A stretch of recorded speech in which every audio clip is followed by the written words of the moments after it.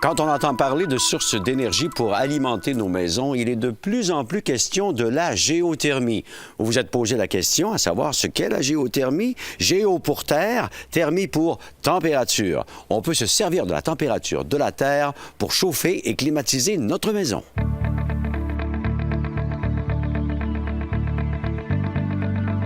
La géothermie, c'est d'aller récupérer l'énergie du sol à l'aide d'un liquide caloporteur qui circule dans un circuit fermé, donc un tuyau de polyéthylène haute densité, qui est inséré dans le sol, plusieurs centaines de pieds de profond quand on parle d'un système à la verticale, et à l'horizontale, plusieurs milliers, des fois même pieds linéaires de tuyauterie qui sont étendus. Donc, on va récupérer l'énergie qui est constante dans le sol. Généralement, à 25-30 pieds de profond, on va avoir une stabilité de température aux alentours de 8 degrés Celsius dans la grande région de Québec, qui nous permet d'utiliser cette stabilité de température-là pour aller chauffer et climatiser 100% d'une résidence et même d'un commerce.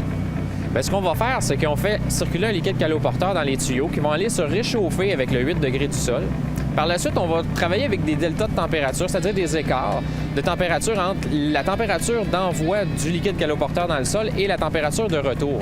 Par la suite, avec un cycle de réfrigérant, on va être capable d'aller convertir ce petit delta T-là en grand delta T qui va nous permettre de sortir des températures, que ce soit de l'eau ou évidemment de l'air pulsé dans la maison, à tout près de 40 degrés Celsius.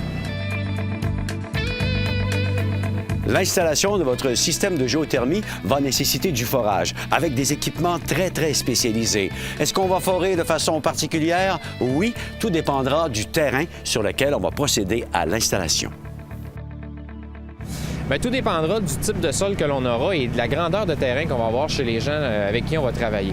Quand on travaille dans un endroit restreint, comme par ici à Petite-Rivière-Saint-François, on n'a pas énormément de terrain pour travailler à l'horizontale. Dans ce cas-là, on va travailler à la verticale.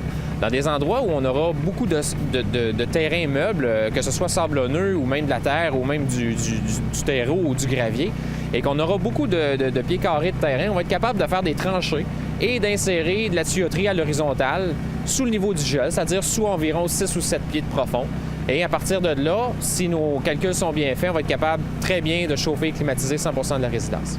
Évidemment, dans un environnement où tout est déjà installé, que la pelouse est faite, que l'entrée d'asphalte est posée, tout ça, il faut faire des efforts, évidemment, pour minimiser l'impact sur le terrassement. Ce qui est intéressant avec notre partenaire d'affaires dans nos projets, c'est qu'on a des unités comme celle-ci, qui est la Comaccio, qui nous permet de travailler en 2 modules. Donc, on a le module de forage qui est là et derrière vous, on a un module avec le compresseur, donc qui peut être installé pas mal n'importe où, en dehors du terrain. On va pomper les résidus directement du trou en lui-même, donc il n'y aura pas d'éclaboussage et de marre qui va se former sur le terrain. Et on va les pomper, dans le cas d'une maison existante, dans un conteneur de bassin de décantation qui va être dans la rue. Donc très propre et puis très peu d'impact sur le terrassement. Et si on parlait de durabilité maintenant, les systèmes traditionnels sont appelés à vieillir et souvent très rapidement. En ce qui a trait à la géothermie, on pourra compter sur une efficacité pour une très longue durée.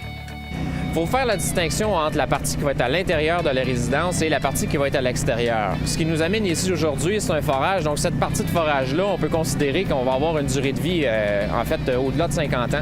La tubulure en elle-même est garantie 50 ans. Le forage en lui-même va être ad vitam aeternam. On s'entend, c'est le même principe qu'un puits artésien. Très rares sont les puits artésiens qui ne fonctionnent pas, même après des dizaines, voire des presque 100 ans. Qu'en est-il maintenant de l'engouement, de l'intérêt pour les gens envers la géothermie aujourd'hui, compte tenu de la hausse du prix du pétrole et de la hausse des coûts de l'électricité, qui n'a pas envie de profiter d'une énergie verte et d'envisager son indépendance énergétique?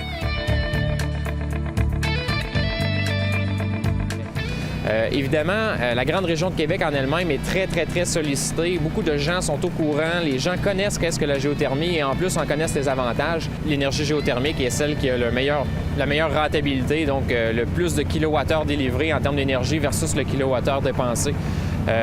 C'est ce qui se fait de mieux actuellement sur tout ce qui se fait dans les énergies vertes. On comprend maintenant que la géothermie est une application qui est verte, qui est économique et qui est durable également. Si vous comptez l'utiliser dans votre prochaine construction ou dans votre maison existante, c'est un calcul qui vaut vraiment la peine d'être fait. Cette chronique vous a été présentée par Induction Géothermie, la logistique du confort.